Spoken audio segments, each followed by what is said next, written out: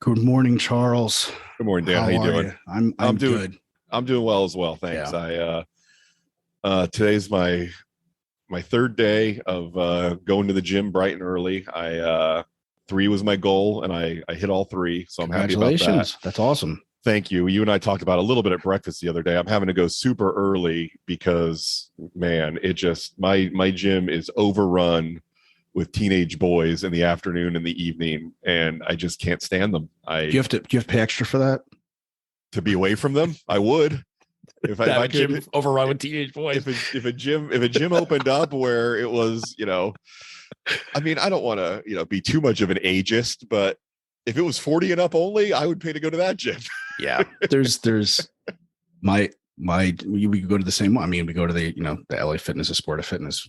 Yeah. And I didn't realize until I went looking for membership for my girlfriend that the new memberships allow you to bring two people every time you go. You get two That's guests, ridiculous. and it doesn't have to be the same guests. And so, yeah, I think that's what happened at the gym here that I've been going to, and I end up switching gyms. And for some reason, the one over in Longwood, not a problem. It's like tumbleweeds going through there, and all the people in there, yeah, they're 30 and higher. So That's nice. Yeah. I don't know. I've visited that same gym that LA Fitness in Longwood, and it's a great gym for squatting and for deadlifting because they have platforms with rubber bumpers, and I love the rubber bumpers because when you're deadlifting, when you start rubber those baby bumpers. yeah, exactly. When you start when you're deadlifting and you're doing your warm-ups, you can put those 10-pound plates on and still get the right height for your early deadlift sets. And I just prefer to throw out my back. I put on the little ones. just start with 225 and see what happens. I start the tiny little ones. Yeah. Just go all the way down to the floor. Lift the empty bar off the floor. I like pulling hamstrings. Yeah, it would definitely do that. So I start at my gym here in Orange City. I start my sets with 135, which is okay. It's not too far off from where I should be starting anyway. Yeah. But that gym in Longwood is nice, and also when you're, you can just load up the bar with those 10-pounders, and it looks like you're lifting a lot of weight when you're really not. That's what it's all about. Looking like you lift a lot of weight, right? Exactly. That's great too. Yeah, the goal is to look like you're strong, not actually be strong. Yeah. But couple of product endorsements for me to rave about. Today was my first day lifting with my new shirts from A7, who I don't know that it requires a disclaimer, but I'm not making a dime off of them yet. But they're shirts that they sell that have these little grippy things on the back and shoulder. Okay. So when you're doing squats on your back, the bar does not slip or move at all. Okay. I like them a lot. They're not cheap. I think they're $40 a piece, the shirts.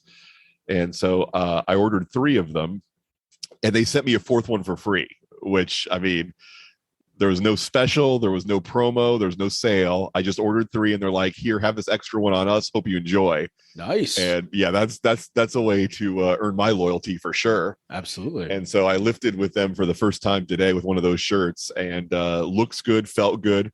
They're 100% cotton, so a little hotter than what I usually wear to the gym, but it was still totally worth it for not having to spend any brain cycles on worrying about the bar rolling off my back. So I'm all about saving brain cycles. Yeah, me too. So a7.co is the address, and I really like their product so far. So big fan of those. Fantastic. So if you're looking for if you're a squatter like I am, and I pretty much don't go to the gym without doing squats. If I'm at the gym, squatting will be part of what I do there. So every day is leg day for me.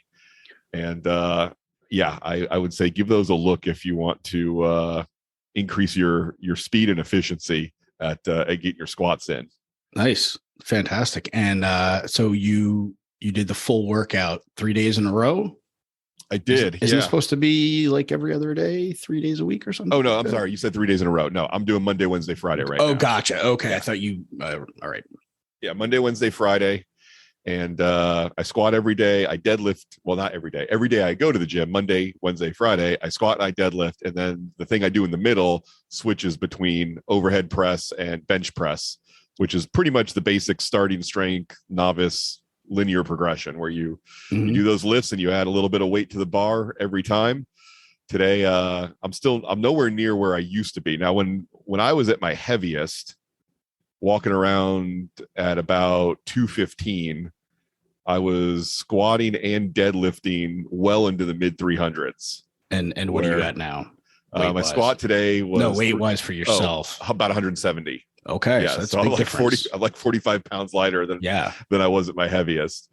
And I'm working my squat and my deadlift back up to where it was, which will take some effort and some work. Obviously, when you have another 45 pounds of body mass, it's a little easier. That's 25%. That's huge. Yeah, no pun intended. Yeah, it's a little easier to move the weight. So today I did 225 on my squat for 3 sets of 5, and 245 on my deadlift for 1 set of 5. And so, yeah, my goal is to obviously be stronger than I was before at a much lower weight than I was before, which is always the goal, right? I mean, you want to be as strong as you can, as light as you can. Yeah. And that's definitely important as we get older. My current training goal, which I realized something about myself today while I was lifting, and you can tell me if you notice this as well. And we've talked about this with Tiny Habits and stuff, which we'll be doing as our next book. The why is so important to me. I hate exercising and I refuse to exercise. I will not exercise, but I will train. So right now I am training for a specific goal. So it's easy to get up, when the alarm goes off at 5 a.m., it's easy to get out of bed because I'm training towards something. I mean, we talked on the podcast a couple months ago when I was planning on doing that hike of Mount Whitney out west in California. Right. I was running, I was cycling, I was taking swimming lessons, and then I didn't get a position in the lottery to go climb Mount Whitney. So I'm like, screw all this. I'm not doing any of it anymore because I didn't have a goal. My goal disappeared because the government didn't give me a doggone lottery. And so my motivation just went completely out the window. That's something, I just kind of realized now is a lot of athletes, like physique athletes, who are, bodybuilders or, bikini competitions, whatever. Whenever I talk to them, they don't talk about they're going to exercise. They're going to train. Right. And I always thought that was a little bit odd. It seemed a little bit odd, but they were always talking about, a show or whatever. And so I never really thought too much of it. But then when you just said that right now, that little difference, that one word difference, exercise versus training, one is basically just there's no meaning behind it with exercise. It's kind of more like a burden, a task, something just that doesn't taste good. Yeah. Whereas training, there's a why behind it. There's meaning behind it. There's excitement, there's anticipation, there's emotion.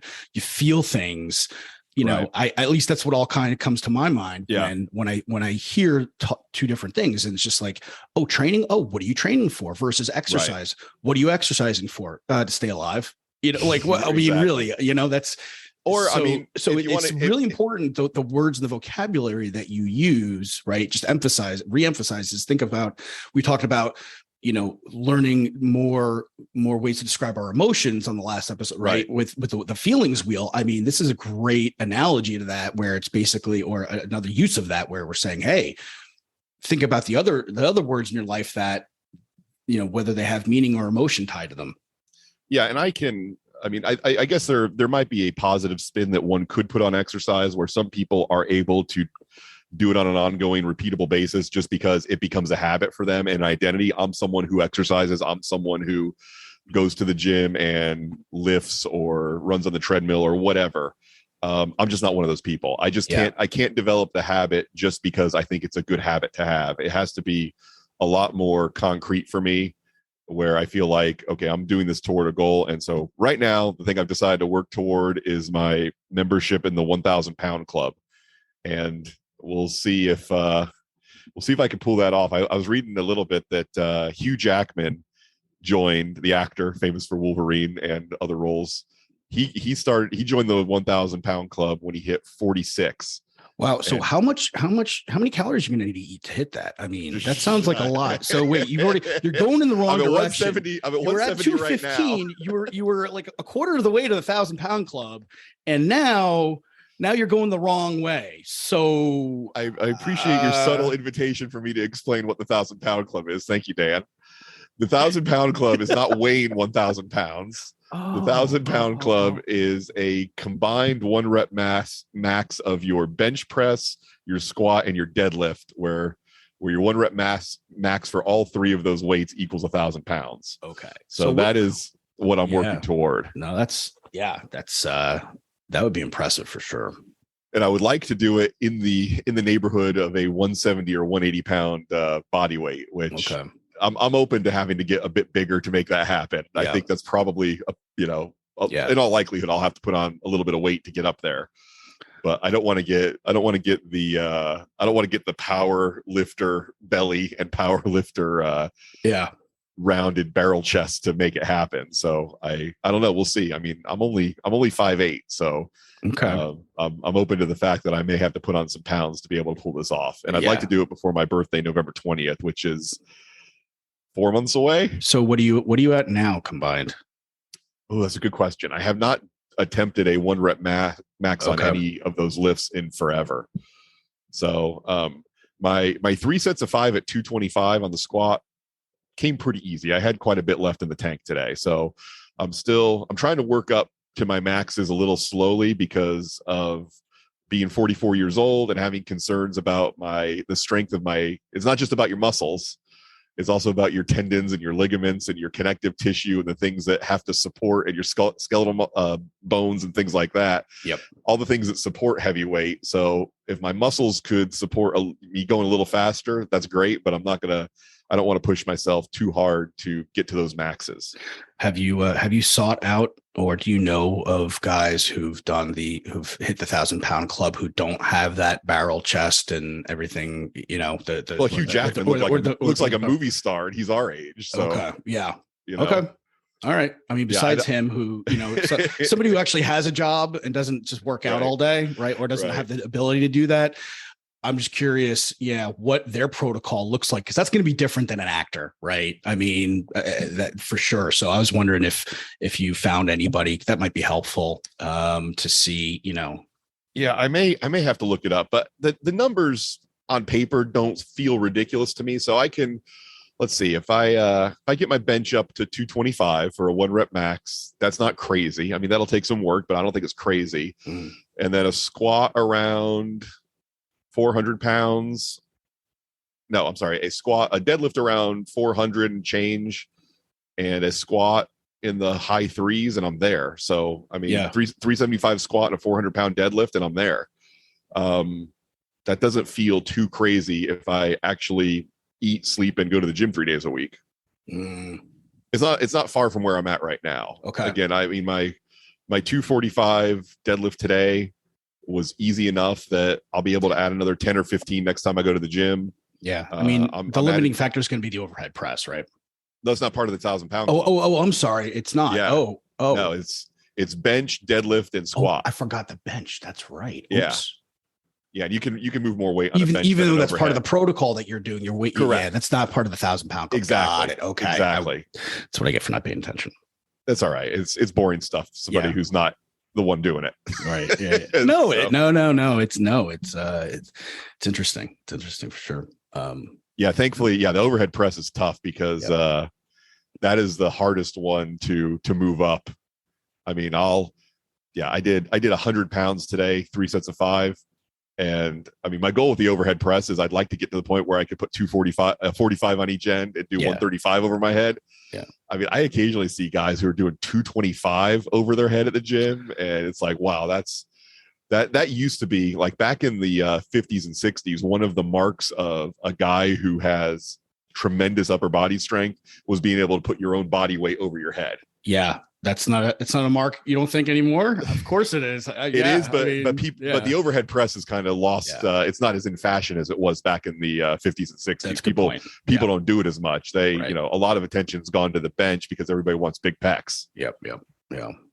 And because you can it's easier to put big weight on the bench press than it is an overhead press. And Yeah, people. I saw a guy at my gym doing 495 yesterday with one guy spotting him. I mean, he was a big guy, but I was going to say, was the spotter a big dude? Not big enough. Yeah, if you got into trouble. I mean, no, he did it, but if something were to happen, this guy couldn't lift that off of him. No, that's ridiculous. A lot of it's five plates on each side. Yeah, that's crazy. I looked like 3 times and I like stood up and I was like, what? I'm like, I might need to run over there because this does not look safe. Yeah.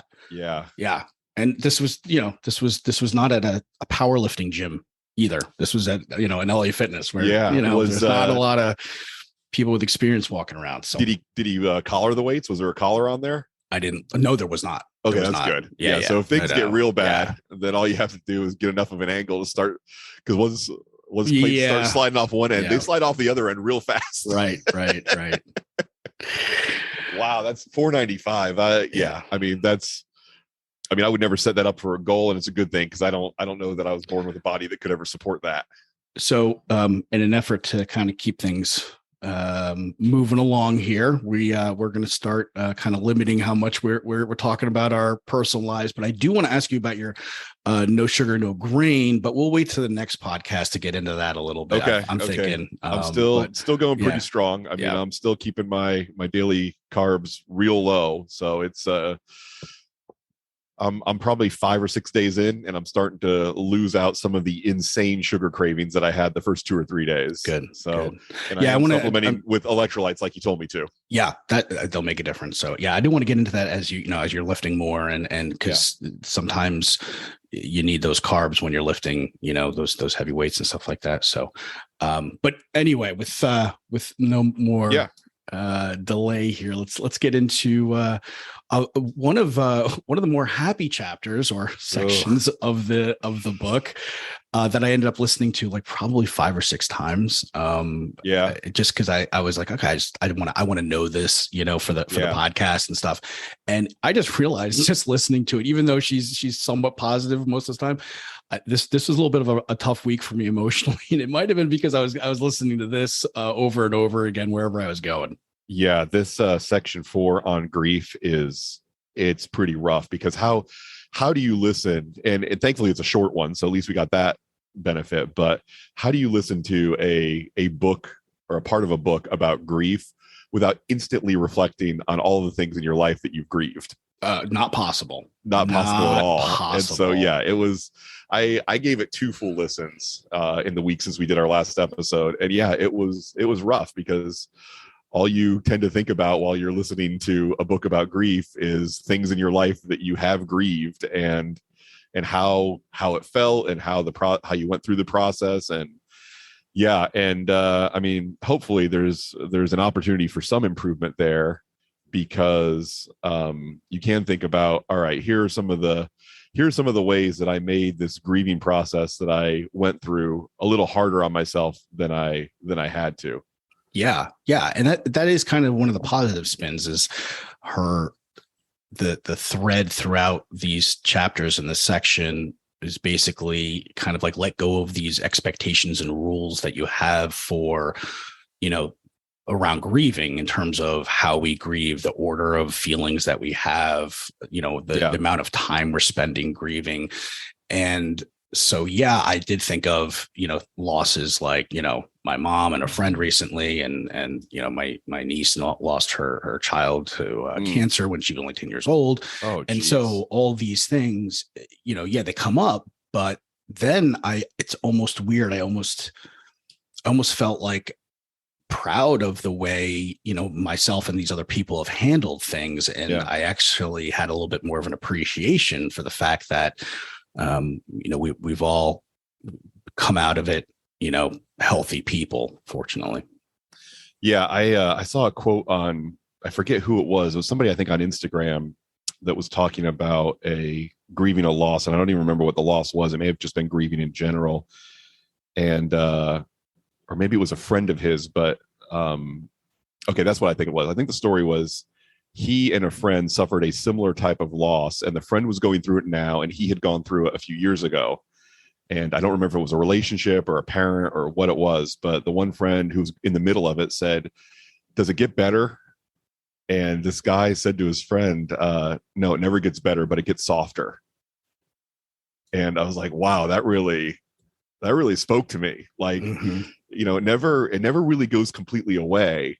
I mean, you could say, yes, it gets better, but the idea of just going through this chapter and thinking back to some of those losses, it's like, it's pretty easy to, like a time machine in your brain where you go back to the exact feelings that you were dealing with when you were in the middle of it.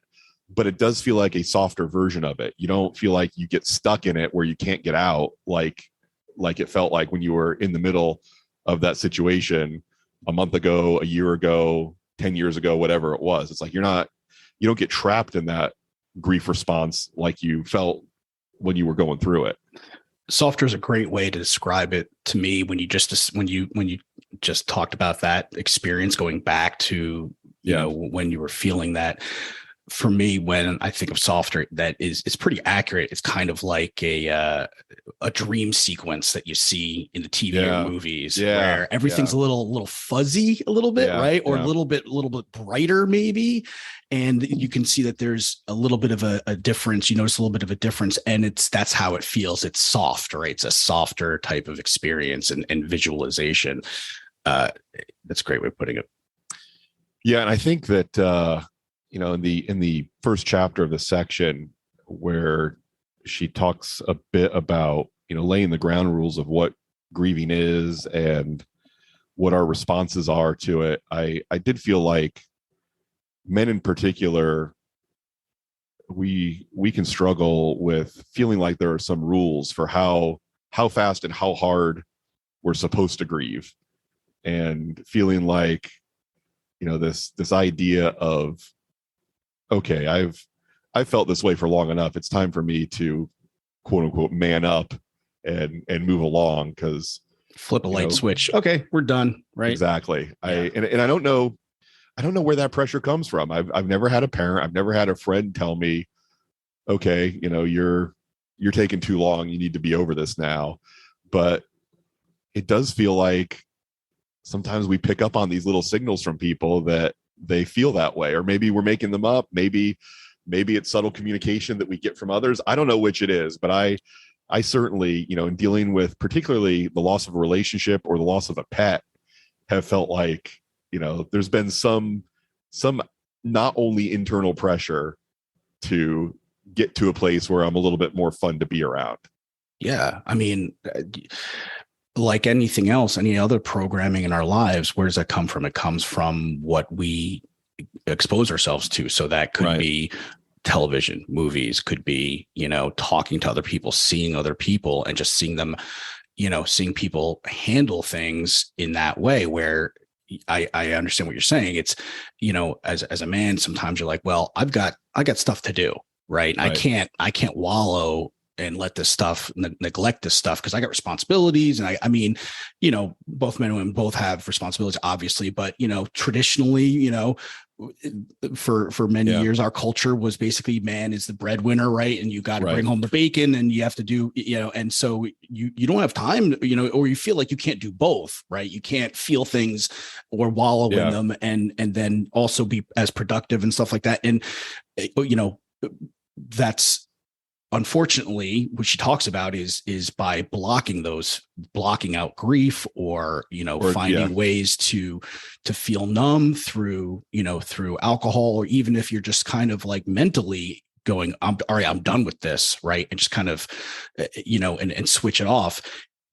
She basically reminds us that's going to pop up somewhere else. It's not going to, we might have an outburst somewhere else. Yes, exactly. It's almost kind of like the No More Mr. Nice Guy thing, where you end up, you're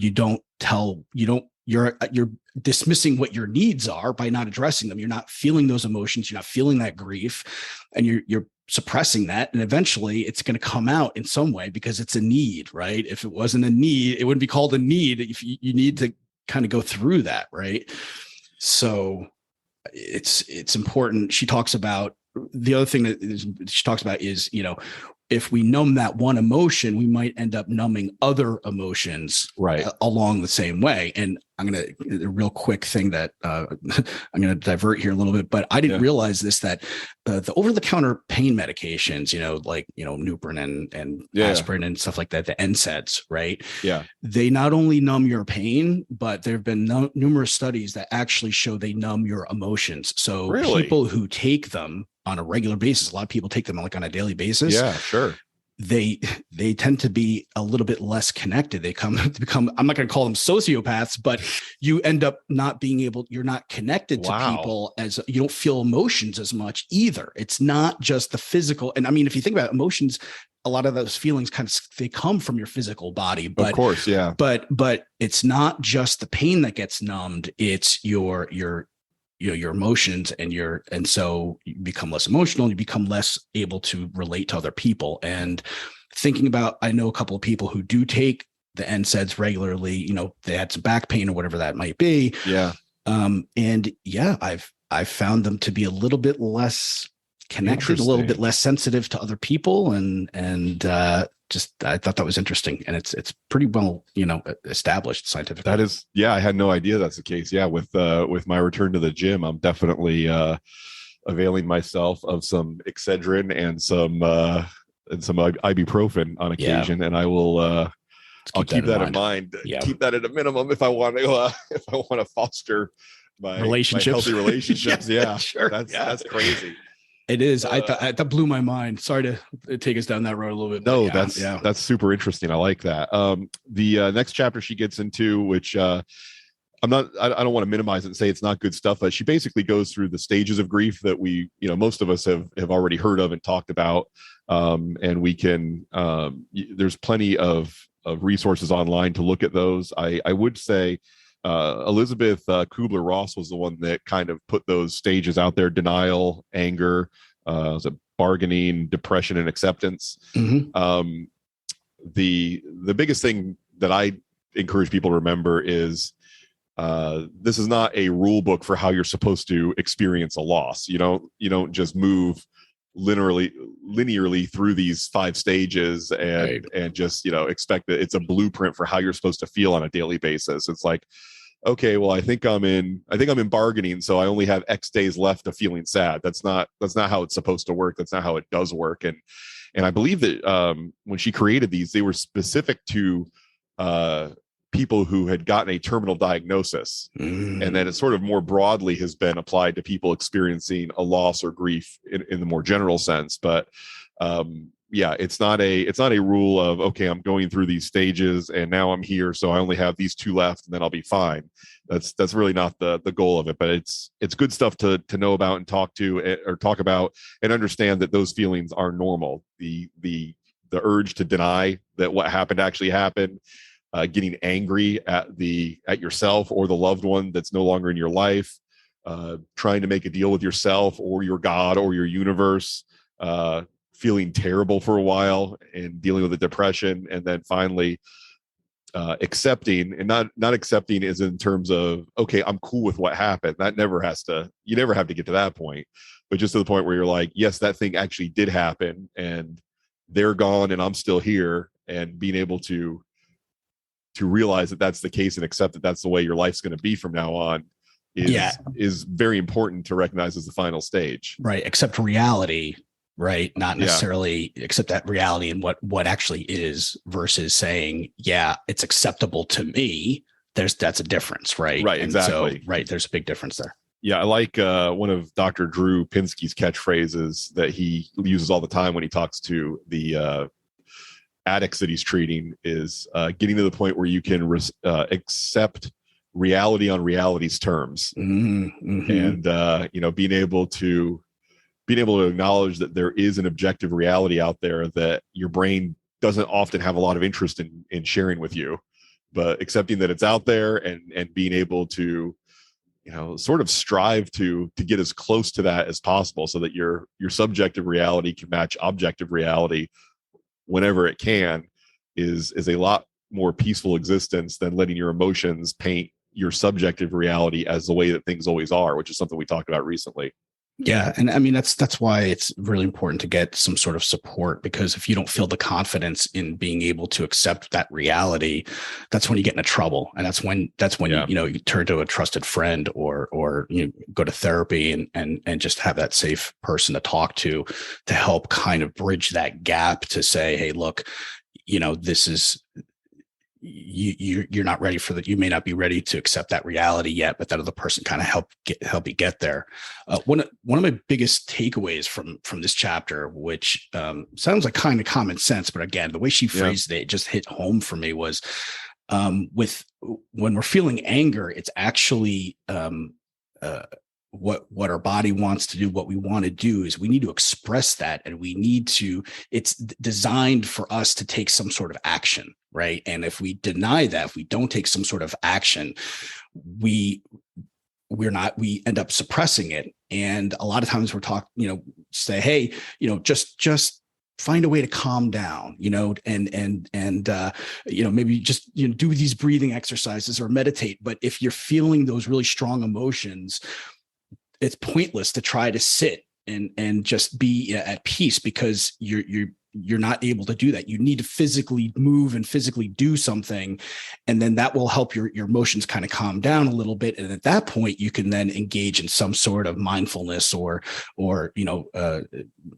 peaceful type of breathing exercises. Don't just go right to the breathing exercise. You got to get that out in some way, right? And I thought that was interesting, the way she put that.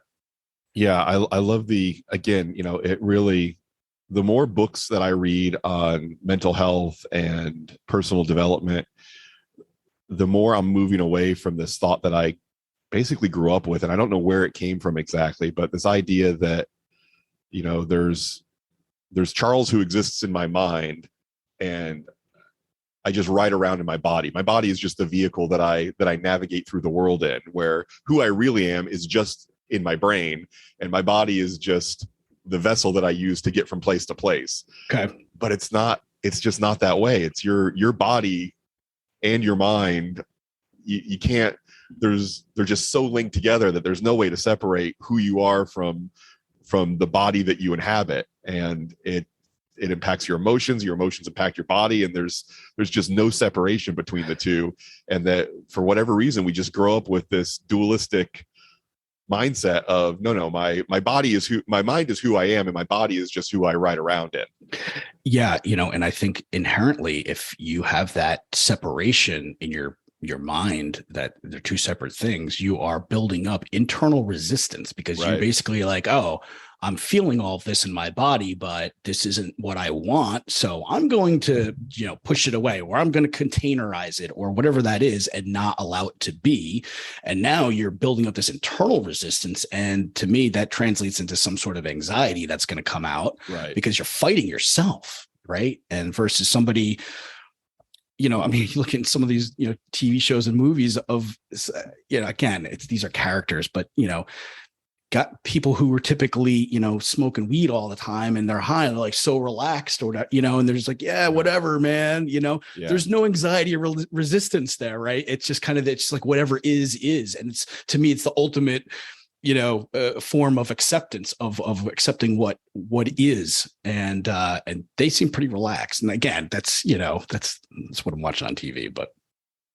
Yeah. And there's, it's funny, again, another Dr. Drew quote. And again, he's not my guru. He's not perfect by any means. He's recently gotten some pretty big things wrong, and suffered a little bit of a tarnish to his public image as a result of it. But one of the things he said that I also agree with is there's no free lunch in nature. So he was talking about, again, he's an addiction medicine specialist. So, this idea that you can use chemicals outside of your body, like weed, like opiates or whatever, to soothe these difficult feelings that you have to deal with sometimes. Eventually the bill comes due for that behavior, where if you're able to self-medicate your painful feelings away, eventually that takes a toll on both mind and body, that you eventually have to pay the price for. And yeah, that it does seem like things like journaling and meditation and exercise seem to be a lower long-term cost to pay with dealing with those things, and even your expensive weekly therapist, which I happily pay the bill for. Long term, it's a bargain compared to trying to just lock up your grief or put off your negative emotions for a long time with behaviors or substances that will eventually exact a price. Great point. Yeah. And that kind of brings me to my key takeaway from chapter 16 is what you just mentioned are all ways that help you grow around the wound. She talks about that specifically. So the wound of whatever happened, those types of things where, you're journaling, you're thinking about things and, meditating, going to see a therapist. Those are activities that may not give you that immediate sense of relief where, the substances might, but it provides you that structure to learn how to live life with that loss and how to continue on in a way that helps with that. And some of the things they talk about are or she talks about is, honoring that person or, trying to incorporate their memories in your current life. One of the things I thought about, when I was on my way back home after the gym this morning was talking about, specifically the burden that men place on themselves for, okay, have I felt too bad for too long? Should I get over this? Blah, blah, blah.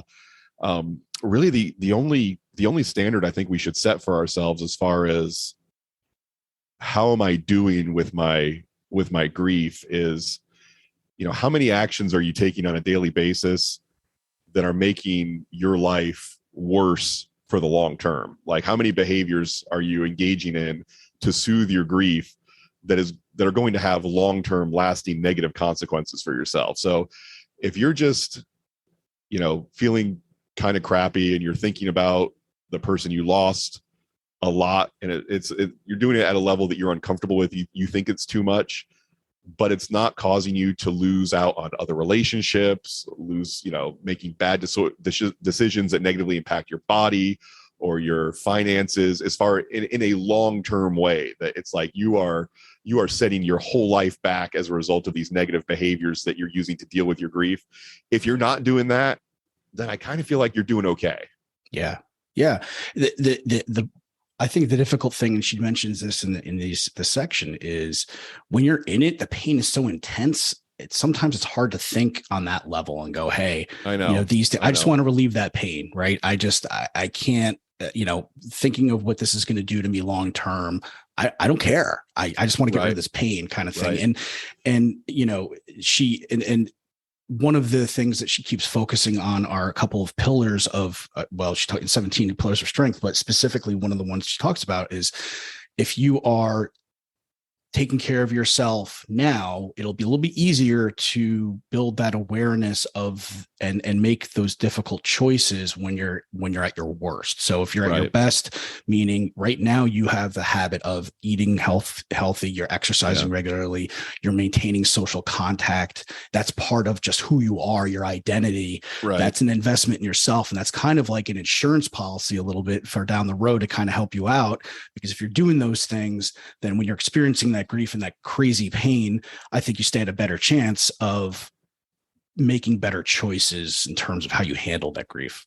Right. Imagine deciding to eat better or go to the gym or give up alcohol or whatever. Imagine trying to decide just to do that when you're in the middle of suffering some huge loss. I mean, there's no way that's even going to occur to you. Yeah. She even uses, gives an example of if all you can do is wake up and wash your face that day, then do that and celebrate that as a win, because that's sometimes even that is difficult when you're in the middle of it. Oh yeah. And I mean, my breakup last summer, I did have days where literally that was all I could do. I mean, they didn't last long, they didn't last forever, but yeah, there were days where, I mean, fortunately you and I both work from home. So there, it doesn't take a lot to get from my bed to my desk. And I was able to, not make choices that jeopardize my livelihood or anything like that. But yeah, there were some days where the idea of cooking a nutritious breakfast or going for a nice, morning walk or something like that,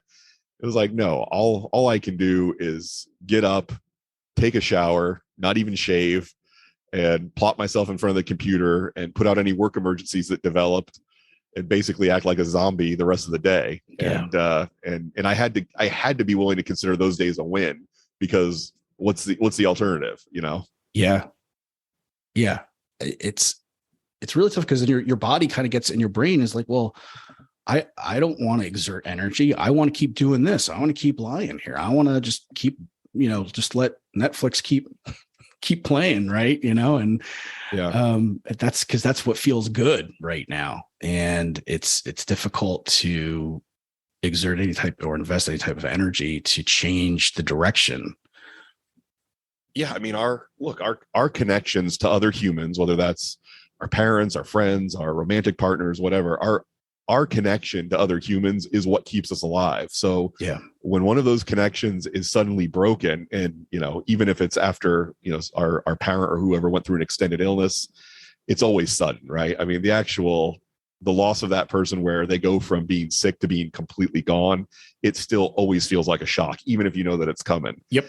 And so your body just tells you, okay, this person's gone, and now you're this much closer to dying yourself. And that's what it feels like. And so your body and your brain tell you, okay, we're in survival mode. We're going to die if we don't handle this the right way. And, and that attempt at handling is what causes us to go through the stages of grief, what causes us to try to deny that it happened, that, tries to make us make these deals. It does whatever, because this is what the human mind and body have evolved to do. And you're just kind of along for the ride.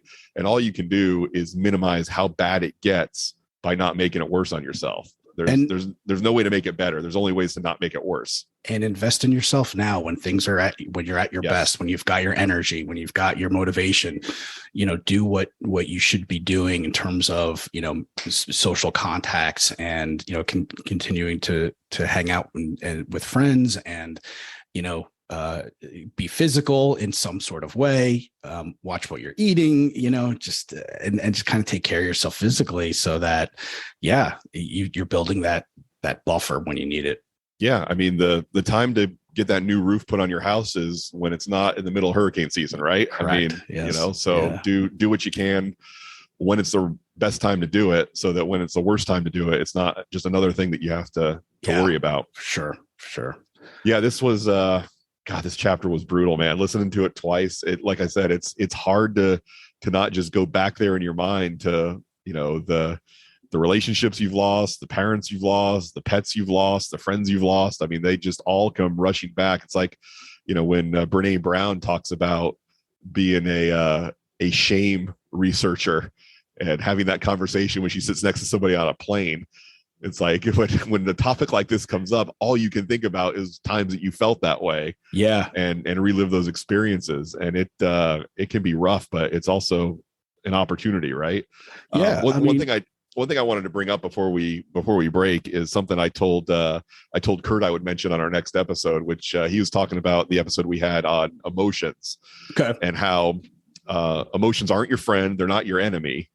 They just are. And he shared the insight that he looks at emotions as opportunities, where they're not positive, they're not negative, they're just chances. And that really spoke to me, like this idea. And I thought to myself, okay, opportunities for what? And I think that the number one thing is emotions are an opportunity to learn about yourself, and to learn about what it is that you need in life that you're either receiving or not receiving. And it's a chance to have that dialogue with yourself of, okay, where am I at right now? What's going on? And what is prompting this feeling that I'm having? Yeah, that's great. I've never thought about it before. I like that Kurt guy. That's a good idea. Yeah, me too. I mean, he has his days. Yeah. But, for sure. Yeah, the biggest change the biggest takeaway I've had recently is noticing, and I think I talked about this a week or two ago, is whenever my defensive nature sort of creeps its ugly head, whenever I'm feeling defensive about something, it's always a result of feeling threatened in some way. Yeah. Either, and most of that is emotionally threatened in a personal or professional relationship where I'm feeling like, okay, the ground that's under me isn't quite as sturdy as I wish that it was. And so now if somebody does anything that feels in the slightest like an attack, then I'm ready to get defensive because I'm just not on secure footing that I'd like to be. So now I've got to be super, hyper vigilant on threat detection. And that causes me to act in a more defensive way. Yeah, I mean, that's going to roll right into our next wonderful section called on Yes. self-doubt. Yes. Right? Yes. Yeah. That's so at least we're moving a little bit further into a slightly happier place from grief to self-doubt. Yeah. The self-doubt and the parts on anxiety are, this is also a complicated chapter for me, a beneficial one, a good one. I'm looking a little bit, I think I'll be less bummed out by next week's than I was on this one, but it's not an easy read. It's not an easy listen, especially if anxiety and occasional lack of confidence is something that you struggle with. It's gonna make you reflect on where that's coming from, but also give you some ways to deal with it. So again, all these chapters are hugely positive for me, but some of them can be a little more difficult than others. Yeah, for sure. So yeah, this was good. I think we handled it fairly well considering the the topic at hand. Yeah, definitely. It put me through the ringer a little bit this week, but for good reason. I hope somebody can get something out of it and feel a little bit more, I don't know if I would say comfortable in their grief, but a little safer in their grief. That the weird feelings that you're experiencing are not abnormal and they're not a sign of being broken or damaged in some way. They're just what it takes to be a human who's experienced a loss, and that's okay. Yeah. And I do want to mention that this time and we are recording this, they're actually starting up a suicide prevention hotline nationally at 988 instead of 911. Yeah, it starts tomorrow. So as Charles has mentioned many times, we are not professionals in this capacity for mental health. So if you are struggling with anything, 988 is the number you want to call when you hear this podcast. Yeah, I would say that being able to see in yourself when things are real bad and taking steps when you're in that place are extremely important. And we're happy to be a resource that shares what we think are some good ideas, but as I often say, I'm just an uneducated genius with lots of opinions. So I'm not the guy to rely on to get you out of anything super difficult. But I love that service is available now, and as somebody who's fairly anti-establishment, sometimes our local and state and federal governments get it right, and I like that this is out there for people. And so I will be telling people about it every chance I get. Yeah, I agree. So this is good, sir, and look forward to hearing a little bit more about your no sugar, no grain. See how that's going. I know it's not easy for anybody ever. So no, it's not. It's definitely a departure from the standard American diet, and so that makes it harder to live with. But it's worth it. It's worked for me before, and it's working for me now. So I'll be happy to share the love with everybody. All right, sir. Well, have a great weekend, and we'll talk again soon. All right, talk to you later, Dan. Thanks. Bye. Bye.